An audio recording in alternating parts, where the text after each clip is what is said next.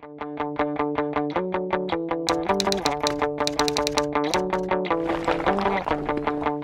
a beaucoup de modifications nécessaires dans notre propre système d'information parce que par exemple, on gère aussi bien des clients grand public que des clients entreprises.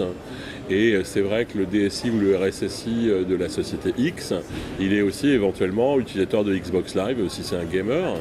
Et si ça se passe, si le client en question veut par exemple exercer son droit à l'oubli et faire en sorte que ces informations soient supprimées, s'il demande qu'elles soient supprimées partout, il faut qu'on soit capable de le faire. Donc en fait, on a des nécessités d'adaptation parce que la personne, c'est la même, qu'elle soit RSSI ou DSI ou qu'elle soit gamer. Et donc il faut unifier complètement et faire en sorte d'abattre les éventuels silos qui pourraient exister dans ces différentes briques du système d'information.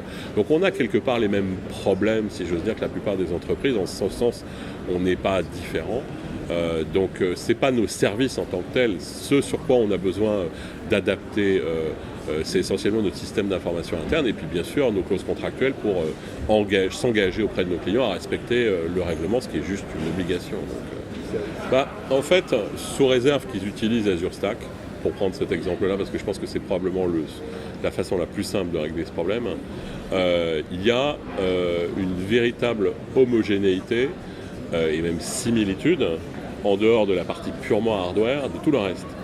L'administration est la même, la gestion au quotidien du système, la façon dont on développe des applications, tout ça est absolument semblable. Et donc à partir de là, que les données soient chez un client dans son propre data center ou dans un data center qui est hébergé par un tiers ou dans Azure, il y a une totale homogénéité de tout cet environnement. Encore une fois, la seule chose qui change, c'est le hardware au niveau le plus bas.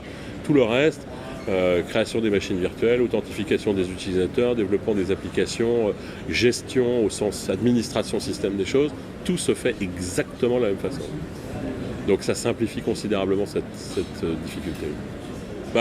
À partir du moment où on conçoit la sécurité by design, en fait, quand on met à la disposition des utilisateurs un nouveau service, le service a été conçu en à la fois respectant les exigences en matière de sécurité, mais aussi en matière de respect de la vie privée. Donc on parle souvent de DevOps pour cette notion de développement et d'intégration en continu. Là, on peut considérer qu'on est dans un environnement SecOps, où en fait on fait de la sécurité en intégration et en développement continu, parce qu'on ne peut pas se permettre de mettre en ligne des fonctionnalités qui soient insuffisamment sécurisées. Donc on a une méthodologie de développement qui existe depuis longtemps chez Microsoft, qui s'appelle SDL, Security Development Lifecycle.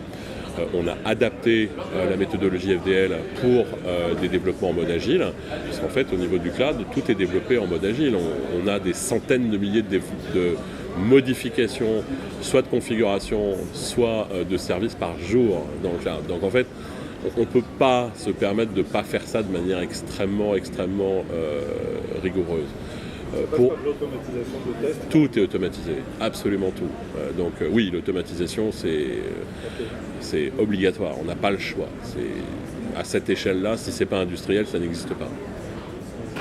Alors on en fournit déjà, donc on a effectivement un ensemble de services qui s'appelle Azure IoT Suite, qui permet à la fois d'ingérer des données, des événements en provenance des terminaux, de pouvoir les gérer au sens les administrer si tant est que la question se pose, et ensuite de les coupler vers des capacités soit de streaming en direction de services de visualisation en temps réel, etc., de ce que font ces objets, soit de stockage en direction soit de data lake, soit de bases de données NoSQL, qui permettent ensuite de se brancher vers des algorithmes d'intelligence artificielle, machine learning, etc. Donc ça, c'est quelque chose qui existe depuis déjà un petit moment maintenant. D'ailleurs, on ingère...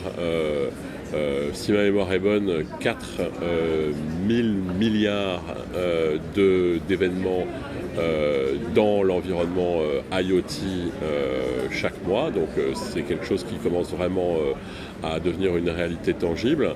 Et puis par ailleurs, on développe aussi des solutions entre guillemets finalisé dans des domaines comme par exemple la gestion de configuration, comme la maintenance prédictive, comme la prise de contrôle à distance, dont l'objectif est précisément d'avoir une solution IoT qui est potentiellement déployable en quelques petites heures pour être prête à l'emploi, pour au moins des scénarios de démonstration avant même qu'on commence à rentrer dans une logique beaucoup plus industrielle et beaucoup plus large.